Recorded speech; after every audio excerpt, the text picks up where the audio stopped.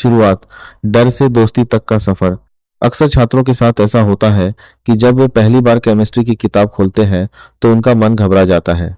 ढेर सारे सूत्र, रासायनिक समीकरण और अभिक्रियाएं देखकर ऐसा लगता है मानो दिमाग ने काम करना ही बंद कर दिया हो। यह स्थिति वैसी ही होती है जैसे कंप्यूटर में ब्लू स्क्रीन एरर आ जाता है, यानी सिस्टम ओवरलोड हो गया है। लेकिन यह समस्या तुम्हारी क्षमता की नहीं, बल्कि गलत पढ़ाई के तरीके की है।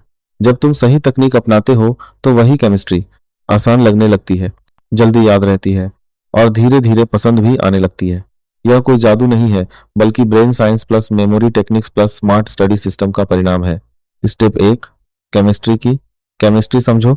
सबसे पहले यह समझना जरूरी है कि केमिस्ट्री एक ही प्रकार का विषय नहीं है। इसे 3 भागों में बांटा जाता है।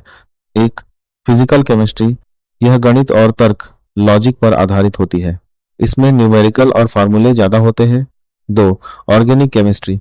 यह पैटर्न और रिएक्शंस पर आधारित होती है। इसमें समझना ज्यादा जरूरी है, रटना नहीं।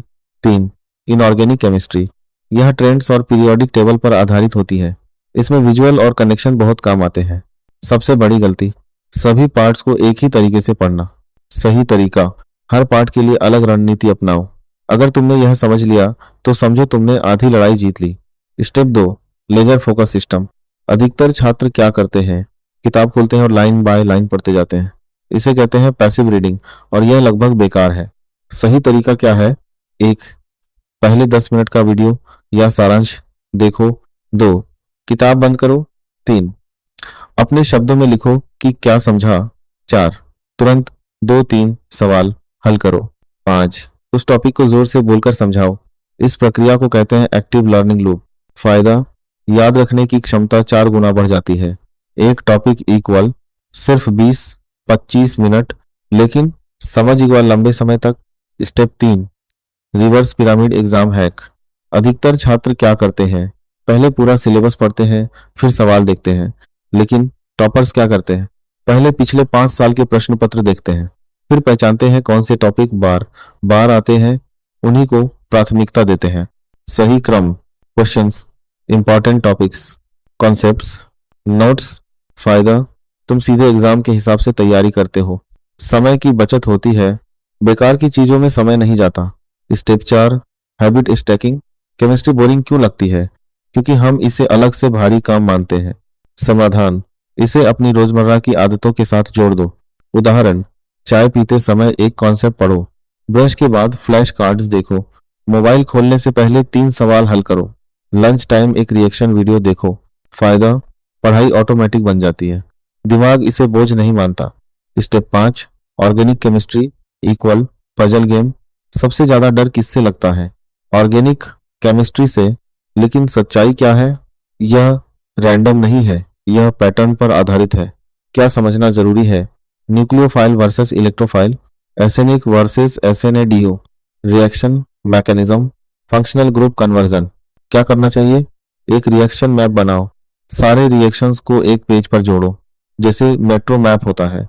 जब तुम रिएक्शन को समझने लगते हो तब तुम्हें रटने की जरूरत नहीं पड़ती। Step 6, physical chemistry equal maths plus intuition. सबसे बड़ी गलती, फार्मूले रटना। सही तरीका, एक बार फार्मूला खुद से डिराइव करो, यूनिट्स का रोज अभ्यास करो, न्यूमेरिकल्स हल करो, मिस्टेक जर्नल बनाओ। हर टेस्ट के बाद लिखो क्या गलती हुई, क्यों हुई, अगली बार कैसे बचेंगे। फायदा, 80% गलतियां खत्म हो जाती हैं। Step 7, ultimate memory system, 3P method.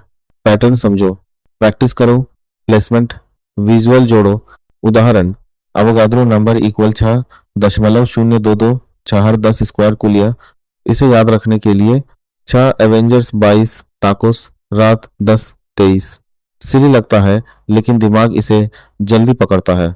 Memory palace technique, हर चैप्टर को अपने घर के एक कमरे से जोड़ो, मानसिक रूप से उस कमरे में घूमो, जानकारी खुद याद आ जाएगी।